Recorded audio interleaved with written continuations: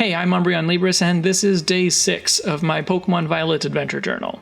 A few days ago, I was watching Indigo play her game, and she actually explored the school a lot more than I had, and I realized that there was quite a bit that I didn't even look at. So to start today, that's where I went. I had quite a few new rooms to visit, and a few characters to talk to. Jacques gave me a reward for Pokédex work. Director Clavel asked me about some Gen Z slang that I have no idea about and had to take a wild guess on, but that made me closer with Director Clavel, which made me realize that there are relationships in this game. Like, not romantic ones, but you can become closer with characters. I don't know what this really entails or what the point of it is going to be, but it's there.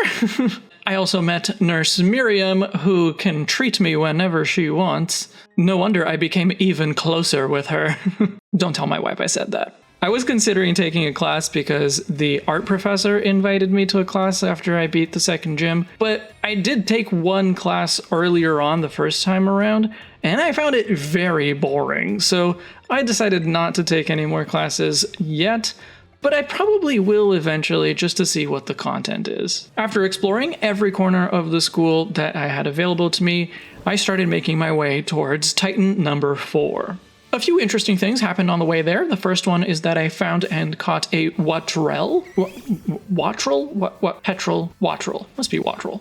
It's not an especially exciting Pokemon, it's more or less on par with something like Tailo, but it does have a cool type, so I'm excited to see what it turns into. Then I battled a trainer who had Varoom, a Pokemon I had not seen before. It's not really my kind of Pokemon, but I actually didn't hate it, and I just didn't get a good enough look at it to feel like I can make a serious judgment. But it must be somehow related to Mela's Revavroom.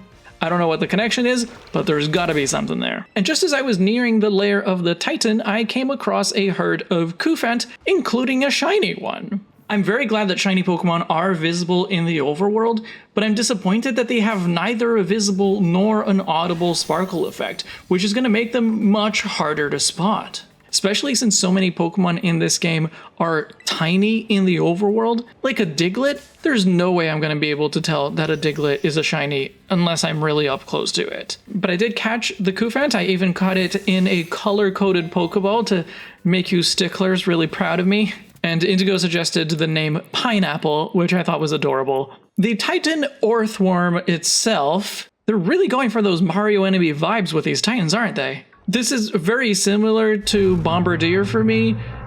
It's just not a very exciting Pokemon. When Arven joined me for phase 2 of the battle, he sent out a Toadschool. I had seen the icon for this Pokemon on the map before, but I hadn't seen one even in the wild yet, and I still couldn't get a good look at it. I actually did try to move the camera this time, but I guess in the Titan battles, I can't move the camera, so I barely saw what Toadschool looked like. Basically, I only caught a glimpse of it when it was fainting, and standing Tentacool is weird.